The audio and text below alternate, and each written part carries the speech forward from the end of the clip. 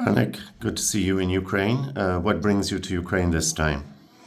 I came to meet Ukrainian journalists and to speak before Lviv Media Forum. I was coming here before the war every year, and it is my favorite event in Ukraine, where you can meet international media specialists, Ukrainian. But right now it's crucially important for us to explain what's going on in Belarus and to get Belarus back on the agenda. Okay, Franak, give us an update. The president-elect, Sviatlana Tsikhanouskaya, and in effect the government in exile. What have you been up to in recent weeks? Have you made progress in getting the cause known and supported better? We're trying to legitimize alternative Belarus, democratic Belarus, to show that Lukashenko is not equal Belarus and Belarusian people. And Sviatlana Tsikhanouskaya signed an agreement with Roberta Metsola, President of European Parliament. We agreed on strategic consultations with Canada, United Kingdom, and we continue strategic dialogue with the United States. And it's unprecedented because usually governments, they don't launch dialogue with liberation movements. They work only with governments. And it's also a sign of recognition and positive message to Belarusians fighting on the ground. And indeed, many foreign leaders have been receiving the president-elect in many capitals. It's true. We are gathering support for Belarus, but also support for Ukraine, explaining that Belarus and Ukraine are intertwined. And when they are speaking about Ukraine, they must also keep in mind Belarus, Moldova, Georgia, Armenia, because fight for freedom and fight against Russian imperialism, of course, primarily it's on Ukraine, but not only. And if we want to weaken and defeat Putin, we can defeat him in different parts of the world. We call it strategy of 1,000 cuts.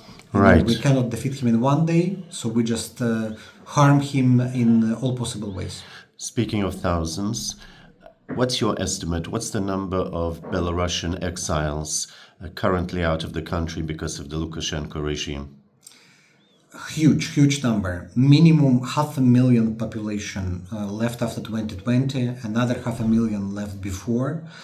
We estimate that 8 million from 10 million Belarus left inside the country, which is dramatic because these are the most talented, the most educated people who are basically cut from their own land, from their motherland.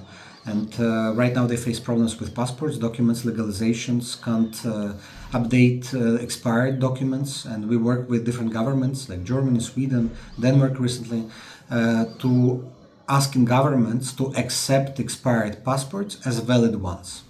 And what is the situation of those who have been left behind? I've heard that repression has got even stronger in recent weeks. Regime is getting crazy in repression. It's like berserk mode. KGB and criminal police, they are given unlimited powers. They are conducting searches in houses every day. Just a few days ago, they started to punish those activists who participated in solidarity rallies abroad. They are coming after their families. They confiscate their houses. Just yesterday, 104 apartments were arrested by the activists only because they are abroad and they are active. It's revenge on people for 2020, revenge for solidarity with Ukraine. And what's the estimate of the number of political prisoners currently being held by the Lukashenko regime? We know names of 1,500. Another 2,000-3,000 political prisoners are not revealing their names, because when you are political prisoners, you get much worse conditions.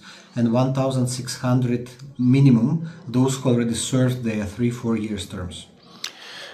Just briefly, because we have a lot of viewers in North America and Britain who aren't that acquainted with the Belarusian democratic opposition, how are you organized? Are you united? And basically, what is your program in 2 words?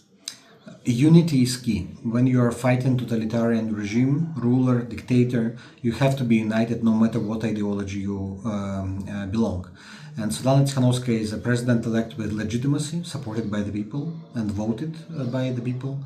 There is the cabinet proto-government, which unites very different people, who will never work together in democracy, from left to right, but they all are responsible for separate tasks.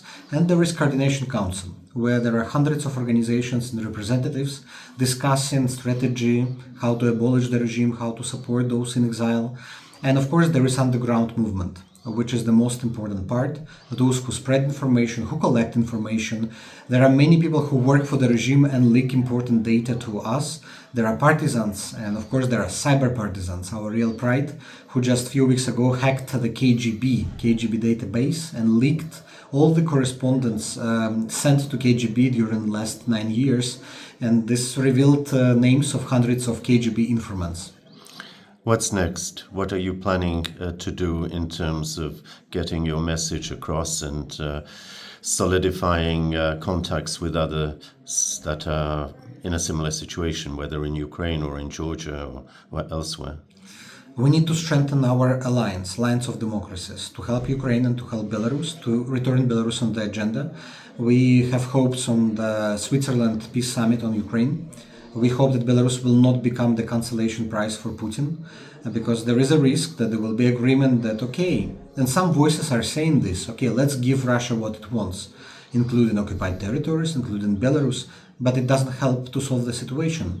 It's just solving the symptoms, but not the problem itself. So we are asking not to leave Belarus behind, pay more attention. It's of strategic importance. Without Belarus, Putin will not be able to threaten the world. So when we are freeing Ukraine, we have also to free Belarus.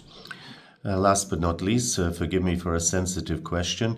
Have there been any feelers from Kyiv as to perhaps some closer working relationship with your leader in exile, with the president-elect? There were no meetings direct between Zelensky and Sviatlana Tsikhanouskaya, but President Zelensky made several important messages and statements about Belarus, the future of Belarus in the European Union. Before, he didn't speak about that. And the fact that President Zelensky started to speak about Belarus, it's a very important change. It's also a result of great work of journalists and, of course, Belarusian community here. But I think the understanding of importance of Belarus coming to Ukraine too. We have to defeat Russian Empire together. Thank you, Franak, for this frank exchange and update of information. Good luck to you. Hej живе. Живе. Слава Україні.